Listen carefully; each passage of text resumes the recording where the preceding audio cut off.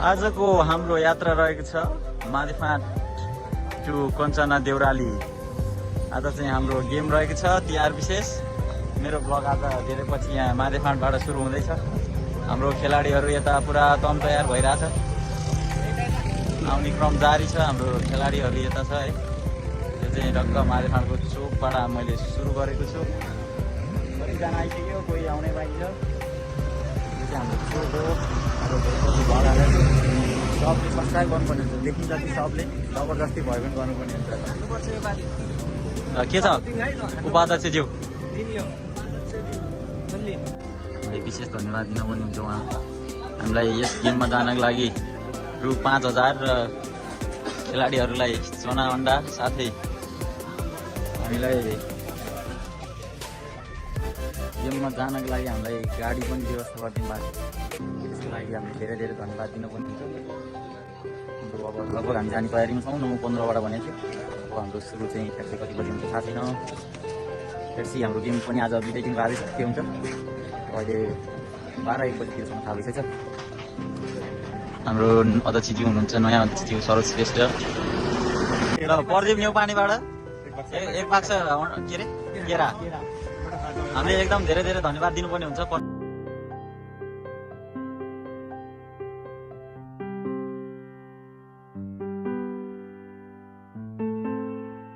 हामीले new vision youth क्लबबाट African coach पनि हामीले यहाँ ल्याएका छौँ। हाम्रो गाडी पनि आउँछ। हामी एकदम एक्साइटेड छौँ। तर गेम हाल्यो भने क्याम्पमा गरेर आउँछौँ, जित्यो भने हल्ला गरेर आउँछौँ।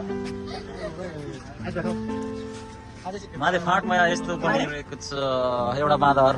केरा लेख्न। वाह, बल्ल बल्ल गाडी पायो हामीले। केटाहरू एकदम यता छ। हाम्रो पोन्डे, नेपाली पोन्डे यता छ हाम्रो न्यू भिजनको पोन्डे। छोड नि सिकिरहेको तिमीले हेर्नु पर्दैन।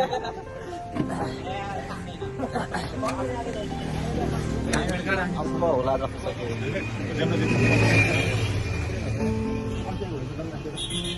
हामी चाहिँ माधेफाँटबाट अब हिँडिसक्यौँ।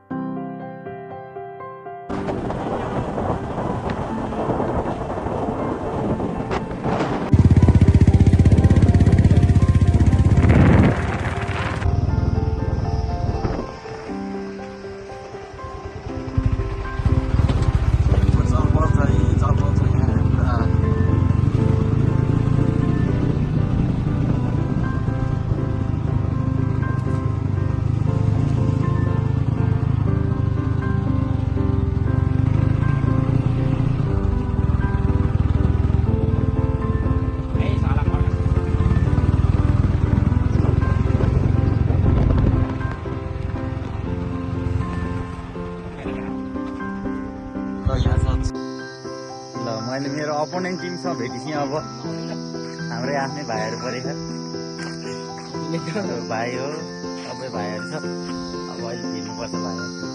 छोडिदियो है। भालेकप जानु भालेकप हाल्नुपर्छ। भालेकप र कति हजार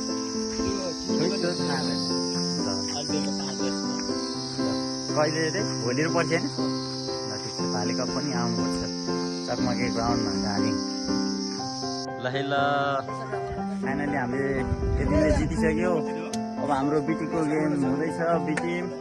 बिटिम एकदम तयारी अवस्थामा छ। हाम्रो खेलाडीहरू यता रहेको छ, प्लानिङ भइरहेको छ।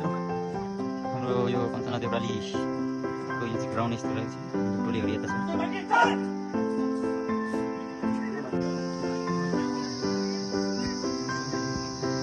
हाम्रो दर्शकहरू यता हुनुहुन्छ। फुटबल लभर हुनुपर्छ। ल ठिक छ। ल सबजना ल बजायो।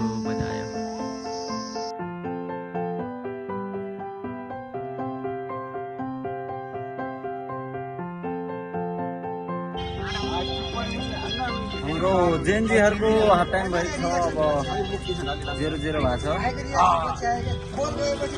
हुन्छ हाफ टाइम पछि हेरौँ। अब हाम्रो केटाहरूले जित्छ भनेर म एकदम व्यस्त छु। हाम्रो जेएनजेहरूले जित्छ भनेर म एकदम ढुक्क थिएँ, जिते पनि। र न्यू भिजन युथ क्लब दुवै टिम विजयी भएको छ।